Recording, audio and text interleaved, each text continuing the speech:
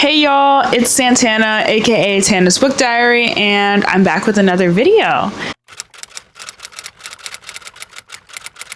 So today we will be discussing Summerween book recommendations. I will be giving you guys 5 books that I think you should read before the summer ends in a couple of weeks, which is crazy to even think about that summer is ending. But we're moving into my favorite season, which is fall, so I'm not complaining. It's just crazy how time literally flew by. Again, bear with me with the audio, still working the kinks out, but hopefully you guys can still get through this video and enjoy it. The first book I want to recommend for Summerween is You're Not Supposed to Die Tonight by Kaylin Barron. I read this back in 2023 during the summertime because this is a summer slasher, and honestly it still sticks with me to this day, and it's such a short and sweet read that I could do this like literally in a weekend. I'm gonna just read you guys the synopsis. Charity has the summer job of her dreams, playing the final girl at Camp Mirror Lake.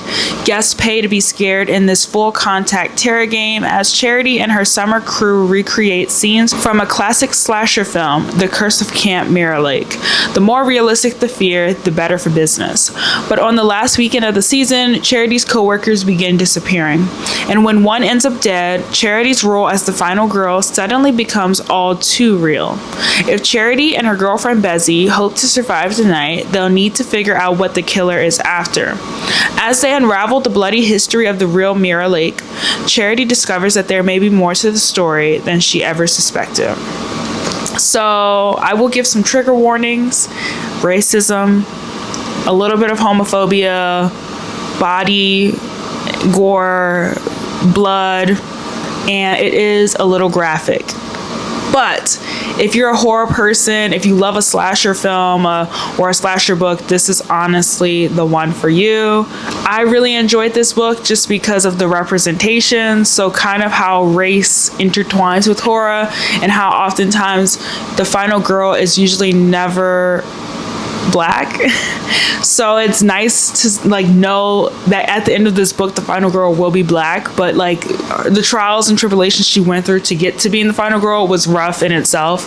But yeah, it's a quick read. I think it's 228 pages.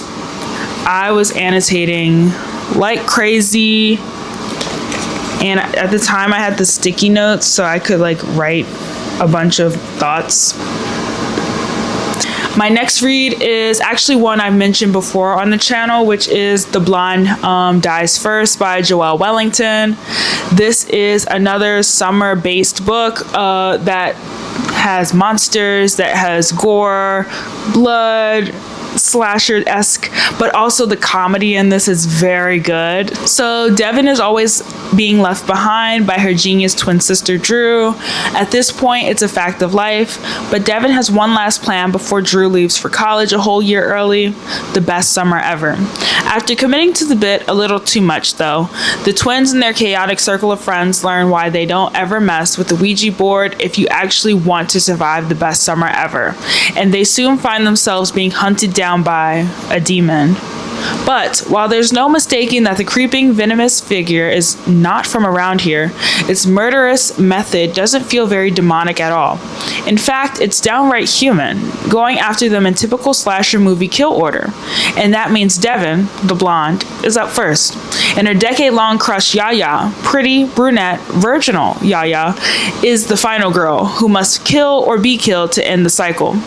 Devin has never liked playing by anyone else's rules, not even a demon's, and the longer this goes on, the more she feels Drew and Yaya slipping away from her, even as she tries to help them all survive. Can they use their horror movie knowledge to flip the script and become the hunters instead of the hunted? Or will their best summer ever be their last? So this is a young adult book, but even though it's young adult, it toes that line. It toes that line of graphic, and the comedy is a little like, oh, so it's a little older young adult. I really enjoyed this book.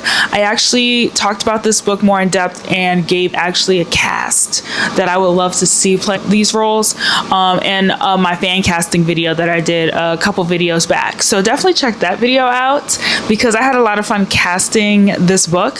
But again, it's like a slasher comedy. If you've seen Bodies, Bodies, Bodies, the movie with Amanda Steinberg and a bunch of other people, Pete Davidson, if you've seen that movie, just think of that in this book. Like, it's kind of that same vibe where it's a bunch of friends. It ends up starting off as a comedy, but then turns into a horror. Someone ends up getting hurt and you're like, who did it? It's so much fun. I enjoyed it so much. I read it, I want to say earlier this year, late last year, if anything, and I was hooked. So definitely add this to your TBR for Summerween if you have not already. My third recommendation is The Undead Truth of Us by Brittany S. Lewis. This was actually her debut novel. This does not take place during the summer. I believe it takes place like the start of the school year, which is still summer technically. So let me read the synopsis for y'all. 16-year-old Zahari Young is absolutely certain her mother has morphed into a zombie before her untimely death, but she can't seem to figure out why. Why her mother died, why her aunt doesn't want her around, why all her dreams seem suddenly, hopelessly out of reach, and why ever since that day she's been seeing zombies everywhere. Then Bo moves into her apartment building, tall, skateboard in hand, freckles like stars, and an undeniable charm. Z wants nothing to do with him, but when he transforms into half zombie right before her eyes, something feels different. He contradicts everything she thought she knew about monsters, and she can't help but wonder if getting to know him might unlock the answers to her mother's death. As Zahari sifts through what's real and what's magic, she discovers a new truth about the world. Love can literally change you, for good or for dead. In the surrealist journey of grief, fear, and hope, Brittany S. Lewis' debut novel explores love, zombies, and everything in between, an intoxicating amalgam of the real and the fantastic. Again, not really a summer read per se, but I think the perfect like teaser to that Halloween scary aspect before you get to fall. It is very interesting. It's a little gory because it is zombies, a little body horror, but I honestly enjoyed it because like it said in the synopsis, it's a deep dive of grief and love and what it means to move about the world without the ones you love being around. And yeah, it kind of reminds me of, what is that movie with Vanessa Hudgens? Beautiful Bodies? Wrong answer, forehead. It's something where she's with the guy that's like, he was beautiful, then he turned ugly, I guess you could say. I was so wrong. It's called Beastly. So that's what I feel like The Undead Truth of Us, kind of that same energy where she was with Bo, or like she befriended Bo before he turned into a zombie, and then as their friendship progresses, he becomes a zombie. And then my last two book recs are actually in a series. So I'll read them both one by one, but they are a series. So the first book in the series is The Witchery by S. Isabel. Like, the cover is crazy. And then the back. Anyways, so The Witchery does not take place during the summer, but it takes place during the start of school. So again, kind of like that end of summer, beginning of fall vibe. I'll read the synopsis. The haunting season is here and the wolves are awake. Hell's Ford, Florida is a hell's mouth. Or at least that's what Logan, a new witch struggling to control her powers, thinks when she arrives at Mesa Morti's Coven Academy. She is immediately taken under the wing of the infamous Red Three. Iris, a death witch, who wants nothing more than to break the town's curse. Talia, the talented green witch, on the run from her religious family and a past that still haunts her. And Jayla, one of the most extraordinary witches at the academy whose thirst for power may lead her down a dark path. With the haunting season approaching, wolves will soon rise from the swamp to kill, and the humans and witches must work together to survive the yearly onslaught. However, the history between humans and witches is long and bloodied, with the current truce hard won and hanging in the balance. And this year, the stakes couldn't be higher as two boys from Hammersmith School prepared to make their first sacrifices to the witches in exchange for protection. But when students start turning up dead, Iris, Talia, Jayla, and Logan realize they'll have to harness their powers and stop the wolves themselves. Yet, all dangers lie in wait, and the cost of the curse may be greater than any witch or human could ever know. I love a girl power friendship based book. Like, everything does not have to be about romantic relationships. I love a book about friendship, and it's very diverse in the characters, and it's witches. So as a girl who grew up watching Twitches, that is my movie. That is my comfort movie. I love that fantastical aspect, and I love it being about friends. So that's the first book, The Witchery. I think it's perfect because it takes place in Florida, so it's always, for the most part, hot. So get that kind of summer vibe, but you kind of get that beginning of school, beginning of fall vibe as well, with the witches and school starting for them. And then the second book is Shadow Coven by S. Isabel. So this is a continuation of The Witchery. And so I will read the synopsis for that one. So the hunting season has ended, but dark magic lurks in the shadows. After defeating the wolves, Jayla, Logan, Iris, and Talia want nothing more than a summer of fun and relaxation. But there's no rest for the wicked, especially when death comes for Iris.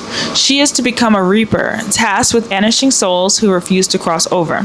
But Iris suspects there's something more ominous going on when Matthew's role as her tether grows sinister. Logan and Talia are ready to prove themselves as witches, except Logan still hears the howling wolves and realizing that the hunting season may have awakened more than just her magic. And while Talia wants to spend her days cleansing the swamp for good, she finds herself heading to a place she swore she'd never go again, home. Witches have started going missing near Annex, and Talia is convinced that her father is behind their disappearances. With the help of Logan and Trent, Talia returns to stop him. Meanwhile, Jayla is focused on her internship with the Houseford Witchery Council until she discovers a treacherous magic hidden beneath the Mesomortes, and there are those who will go to great lengths to keep it buried. So, she turns to the only person who understands, even if it's the one witch she hates the most. Separated by distance, the Coven is surrounded by magical and mundane threats that must be defeated before they lose their witchery and each other forever. The second book takes place during the summer, so I think that this is perfect for Summerween. I love all 5 of these books. Let me get a thumbnail.